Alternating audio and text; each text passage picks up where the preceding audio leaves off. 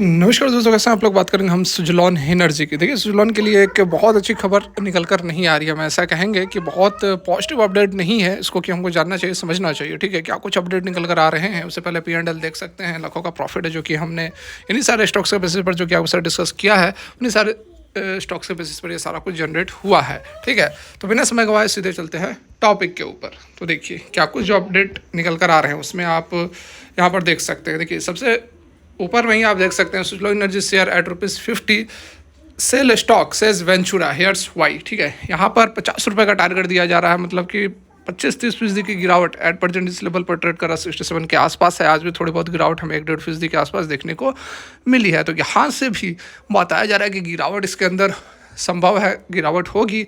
और जो टारगेट दिया जा रहा है वो भी यहाँ पर 24 महीने का, मतलब कि साल 2 साल के अंदर अंदर स्टॉक के अंदर केवल गिरावट होगी और ये जो है ₹50 तक पहुँच जाएगा, ऐसा कहना है वेंचुरा लिमिटेड का। ठीक है, अब इससे एनालिसिस के ऊपर कितना दम है या फिर क्या कुछ यहाँ पर मैनिपुलेट करने की कोशिश की जा रही है, क्या करने की कोशिश की जा रही है, इसको हम यहाँ पर समझने वाले हैं। तो देखिए क्या अपडेट है, पहले देख लेते हैं।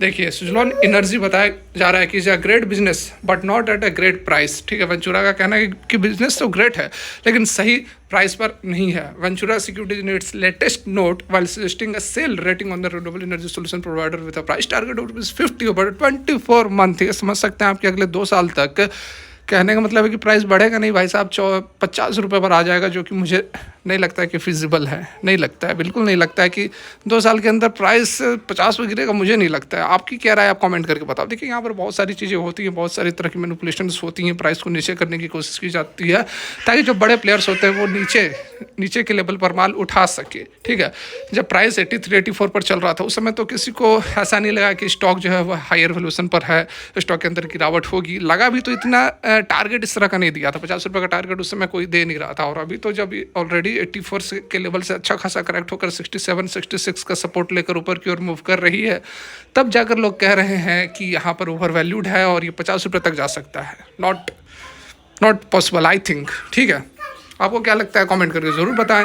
देखिए, दिस इज़ अगेंस्ट, और यह भी आप देख ले कि जहाँ एक और जेएम फाइनेंशियल्स ने अगले 12 महीने के अंदर 81 का टारगेट हम मान लेते हैं, चलिए कि अगले 1 साल के अंदर 81 तक जाता है, तो ये बिल्कुल अपोजिट यहाँ पर रिव्यू निकल कर आ रहा है कि एक तो बता रहा है कि ₹50 जाएगा अगले 2 साल के अंदर, और दूसरा यहाँ पर जो जेएम फाइनेंशियल बहुत नामी गिरामी बड़े ब्रोकर हैं उनका यहाँ पर कहना है कि ₹81 तक जाएगा। और उसके साथ में नुवामा इंस्टीट्यूशनल इक्विटीज़, इनका कहना है कि 67 तक जाएगा। ठीक है, 67 तो फिलहाल ट्रेड कर ही रहा है, लेकिन ये दोनों तो चलो फिर भी समझ में आता है, लेकिन ₹50 और वो भी अगले 2 साल तक कहीं ना कहीं मैनिपुलेट करने की कोशिश की जा रही है। देखिए फर्दर क्या कह रहे हैं।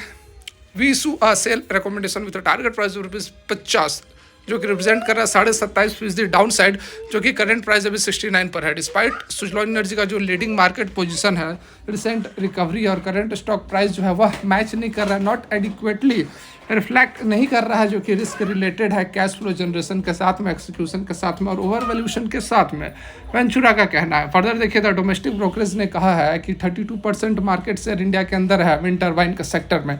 एक fully integrated operational model has return to a net cash positive जो हुआ 2024 में फॉर द फर्स्ट टाइम, 2006 के बाद पहली बार हुआ है।